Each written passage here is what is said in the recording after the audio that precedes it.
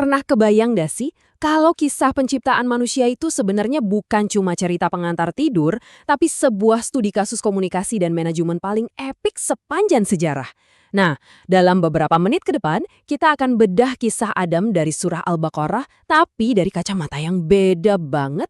Ini bukan sekedar cerita, tapi blueprint soal kepemimpinan, manajemen pengetahuan, dan bahkan cara nanganin krisis.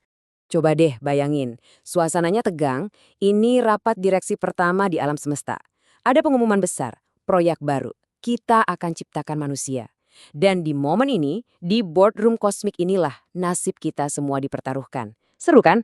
Oke, kita mulai dari ayat 30. Anggap aja ini adalah kick-off meeting alam semesta, di mana sebuah proyek raksasa baru aja diumumkan oleh sang CEO.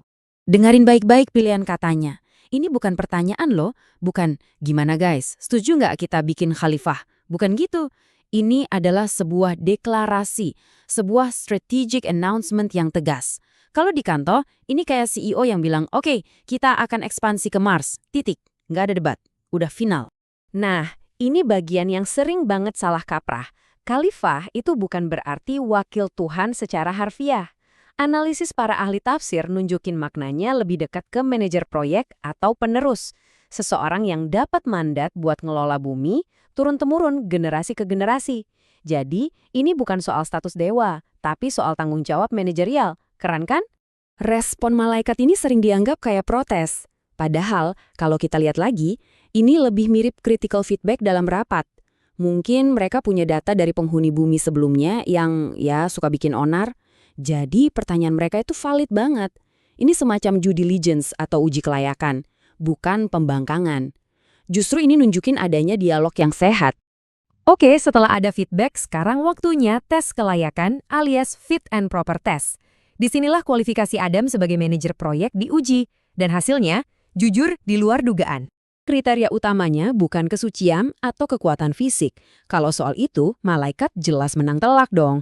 Ternyata, yang dicari adalah kapasitas buat belajar dan mengelola informasi. Kapasitas intelektual. Ini dia game changernya. Prosesnya juga sistematis banget kayak program management training. Pertama, Adam di training, diajarin nama-nama. Ini bukan sekedar ngafalin ya, tapi kemampuan bikin konsep, bikin kategori. Terus malaikat ditantang dengan materi yang sama. Mereka dengan rendah hati ngaku, wah kami nggak tahu. Dan terakhir, Adam disuruh presentasi, dan berhasil. Kualifikasinya langsung tervalidasi. Lulus! Di sini kelihatan banget bedanya. Malaikat itu jujur dan sadar akan batasan ilmunya. Sementara Adam, dia mampu ngejelasin semua pengetahuannya secara komprehensif. Inilah keunggulan kompetitif manusia.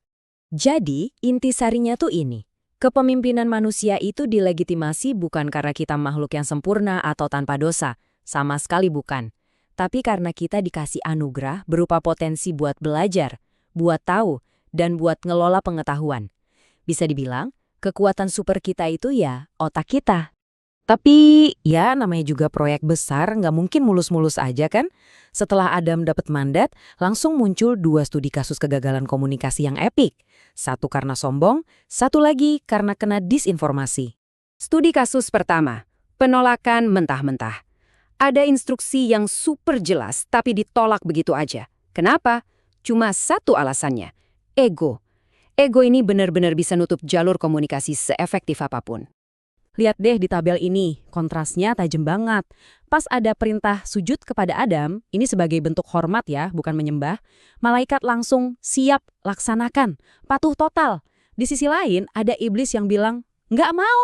Dasarnya apa? Bukan logika, tapi murni kesombongan dan ego. Dan ini dia argumennya. Sebuah argumen rasis materialistik pertama di alam semesta. Iblis ngerasa lebih superior cuma gara-gara bahan baku penciptaannya.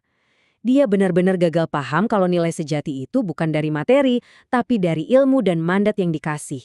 Komunikasi gagal total karena arogansi si penerima pesan. Lanjut kasus kedua, hoax pertama dalam sejarah. Setan nggak pakai kekerasan, tapi pakai was-was, bisikan persuasif yang super halus. Sasarannya, kelemahan psikologis kita. Pengen hidup abadi dan punya kuasa. Ini tuh kayak kampanye disinformasi canggih yang akhirnya bikin Adam dan Hawa tergelincir, bukan jatuh karena didorong. Nah, Setelah insiden tergelincir itu, banyak yang mikir ceritanya tamat. Adam gagal, dihukum, selesai. Tapi, disinilah bagian paling mind-blowing-nya. Ini bukan cerita tentang kejatuhan, tapi tentang protokol pemulihan krisis yang luar biasa.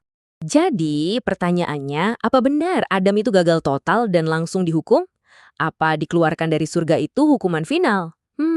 Jawabannya mungkin bakal bikin kalian kaget. Dan ini dia plot twist-nya. Kisah Adam setelah bikin kesalahan itu bukan cerita kegagalan. Justru ini adalah contoh textbook soal crisis communication yang berhasil. Adam nunjukin gimana caranya bangkit dari kesalahan dengan elegan. Coba kita bandingin. Pas sama-sama bikin salah, iblis malah nyalahin Tuhan. Gara-gara engkau nih aku jadi sesat, dia buang badan.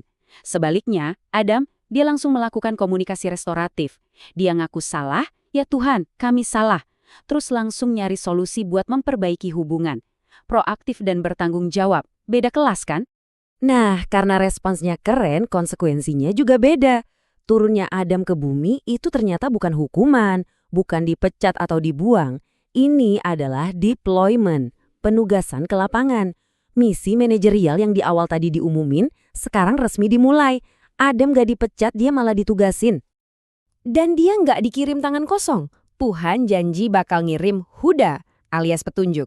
Ini ibaratnya SOP, Standard Operating Procedure, atau buku manual buat ngejalanin misi di bumi. Jadi kita mulai tugas di bumi ini dengan bekal ilmu, pengalaman, berharga dari kesalahan, dan buku panduan lengkap.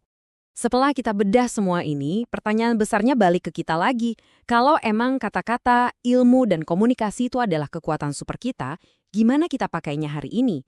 Konsep komunikasi mana nih yang paling kena atau paling relate sama kehidupan kalian sehari-hari?